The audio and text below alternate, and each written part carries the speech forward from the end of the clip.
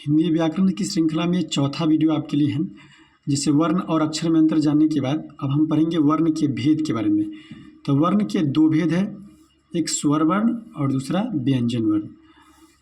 स्वर वर्ण किसे कहते हैं? तो जिसके उच्चारण में किसी दूसरे वर्ण की सहायता न ली जाए उसे स्वर वर्ण कहते हैं। और जब आप व्यंजन वर्ण का परिभाषा पढ़िएगा तो उसमें बोलिए उसका हो जाता है कि जिसके उच्चारण में स्वर की सहायता लिया जाए, या फिर कहे कि दूसरे वर्ण की सहायता से उच्चारण किया जाए, उसको व्यंजन बोलते हैं। लेकिन स्वर में होगा कि जिसके उच्चारण में किसी दूसरे वर्ण की सहायता न ली जाए। जैसे अगर हम अ बोलते हैं तो अ बोलने के लिए हमें किसी दूसरे वर्ण की ज़रूरत न होती है।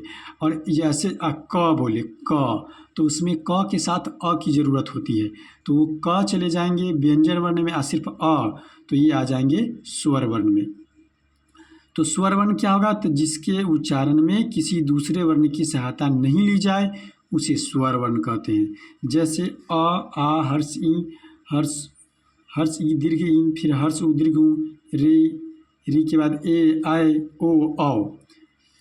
तो अब जानेंगे कि हिंदी व्याकरण में कुल स्वर वर्ण की संख्या कितनी है। तो पूरे काउंट कर लीजिए, 11 आएंगे। हिंदी व्याकरण में कुल स्वर वर्ण की संख्या कितनी है? 11। और यही संस्कृत व्याकरण में जाएंगे तो उसमें स्वर वर्णों की संख्या 13 हो जाती है, क्योंकि उसमें एक री और एक दूसरा और वर्ड बढ़ जाता है, तो वो चीज़ें उसमें जानेंगे। इसमें अभी हिंदी व्याकरण में तो चलिए इसी को जानते हैं।